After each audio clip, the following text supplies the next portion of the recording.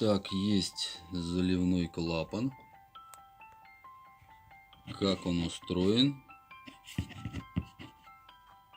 сейчас мы с вами узнаем. Вот перед нами клапан в разрезе.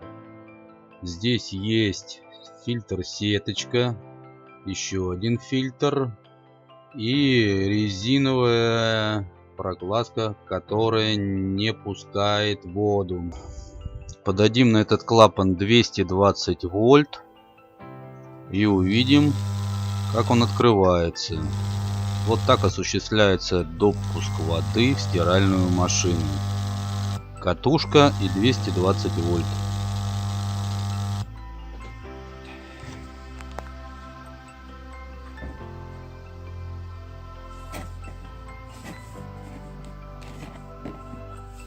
Давайте окончательно разберем это устройство.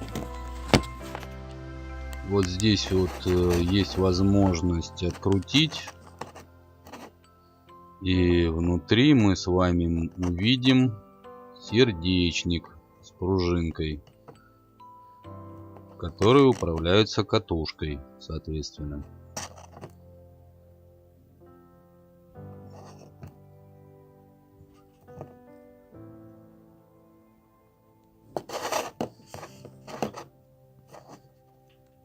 Вот как это выглядит, если снять резинку.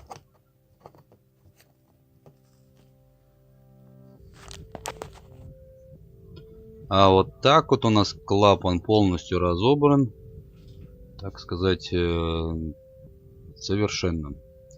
Теперь подадим 220 на разобранный.